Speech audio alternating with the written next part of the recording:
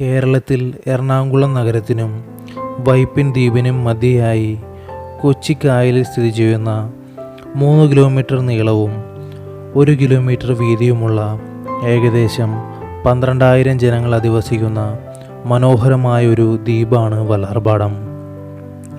കേരളത്തിൻ്റെ വികസനത്തിൻ്റെ സ്ഥിരാകേന്ദ്രമായി മാറുന്ന വല്ലാർപാടം കണ്ടെയ്നർ ടെർമിനലിനായി നികത്തിയെടുത്ത 386 ഹെക്ടർ സ്ഥലവും ഇതോട് ചേർന്ന് കിടക്കുന്ന വരാപ്പുഴ അതിരൂപതയുടെ കീഴിലുള്ള ഇവിടുത്തെ വിമോചകനാഥയുടെ ദേവാലയം church of our lady of ransom വളരെ പ്രസിദ്ധമായ ഒരു ദേശീയ തീർത്ഥാടന കേന്ദ്രമാണ്.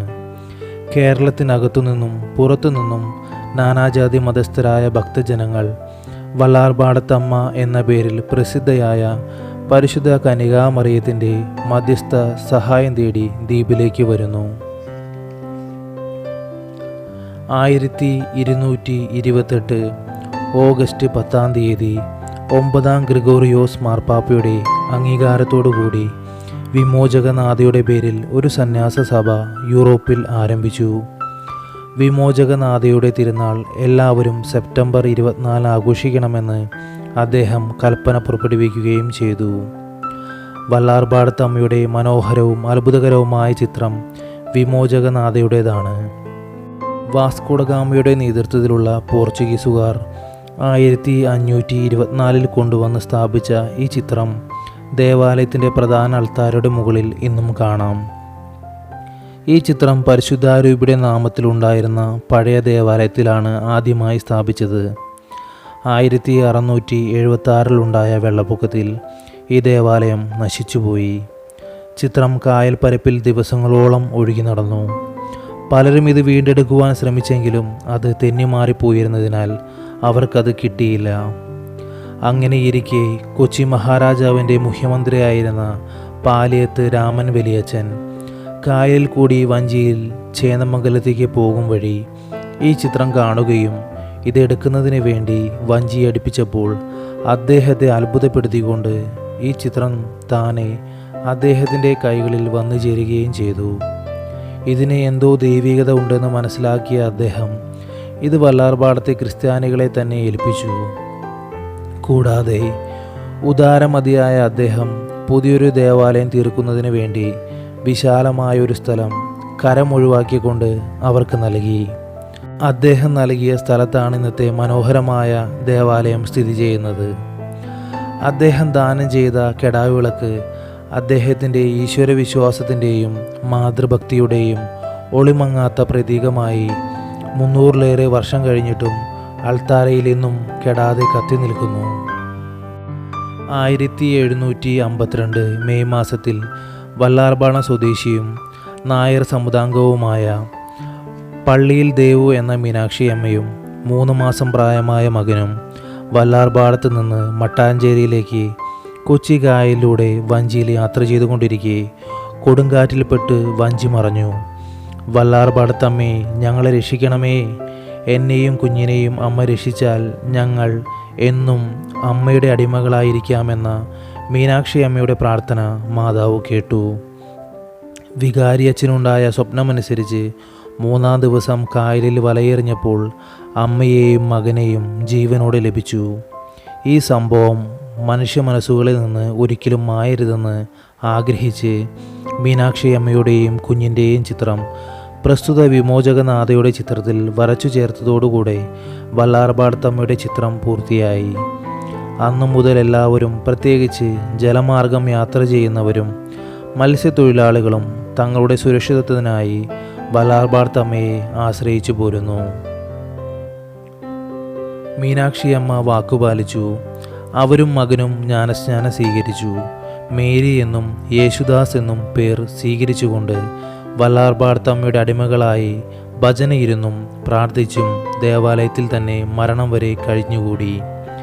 ഈ അത്ഭുത സംഭവം കേട്ടറിഞ്ഞു വന്നവരോട് തന്നെ അമ്മ എങ്ങനെ രക്ഷിച്ചുവെന്ന് സാക്ഷ്യപ്പെടുത്തുകയും അമ്മയിൽ ആശ്രയിക്കാൻ ഉപദേശിക്കുകയും ചെയ്തു. അങ്ങനെ മാതാവിൽ ആശ്രയിച്ചു പ്രാർത്ഥിച്ചവർക്കാകട്ടെ മാതാവ് സമൃദ്ധമായ അനുഗ്രഹങ്ങൾ നൽകിപ്പോരുകയും ചെയ്യുന്നു. മാതാവിൻ്റെ തിരുസ്വരൂപത്തിൻ്റെ മുമ്പിൽ നിരത്തിയിട്ടിരിക്കുന്ന ചിത്രങ്ങളും സാക്ഷ്യപത്രങ്ങളും ഇവ സത്യമെന്ന് തെളിയിക്കുന്നു. ഭക്തജനപ്രവാഹം വർദ്ധിച്ചതോടുകൂടെ ഇപ്പോഴത്തെ സെമിത്തേരി സ്ഥിതി ചെയ്യുന്ന സ്ഥലത്ത് നിലനിന്നിരുന്ന പഴയ പള്ളിക്ക് പകരം 1890 മറ്റൊരു പുതിയ ദേവാലയത്തിന് അടിസ്ഥാനമിട്ടു. 1895 അതിൻ്റെ ആദ്യഘട്ടവും 1931 രണ്ടാം ഘട്ടവും 1947 മൂന്നാം ഘട്ടവും 1961 നാലാം ഘട്ടവും പൂർത്തിയാക്കി. ദേവാലയത്തിൻ്റെ 100 അടിയോളം പൊക്കമുള്ള ഗോപുരത്തിൽ നിന്ന് നോക്കിയാൽ ചക്രവാളം വരെ നീണ്ടു പരന്നു കിടക്കുന്ന മനോഹരമായ പ്രകൃതി സൗന്ദര്യം കണ്ടാസ്വദിക്കാം. കേരളത്തിലെ ഏറ്റവും മധുരമായ നാദവീചികൾ പുറപ്പെടുവിക്കുന്ന പള്ളിമണികളും ഈ ദേവാലയത്തിൻ്റെ സവിശേഷതകളാണ്. 1888 സെപ്റ്റംബർ 24 ലിയോ 13 മാർപ്പാപ്പ വല്ലാർപാടം പള്ളിയെ പ്രത്യേക പദവി നൽകി ആദരിക്കുകയും ഈ ദേവാലയത്തിൽ വന്ന് ദിവ്യബലി അർപ്പിച്ച് പ്രാർത്ഥിക്കുന്നവർക്ക് പ്രത്യേക ദൈവാനുഗ്രഹങ്ങൾ ഉണ്ടായിരിക്കുമെന്ന് കൽപ്പിക്കുകയും ചെയ്തു. 1951 ഭാരത സർക്കാർ ഈ ദേവാലയത്തെ ഒരു വലിയ തീർത്ഥാടന കേന്ദ്രമായി പ്രഖ്യാപിച്ചു.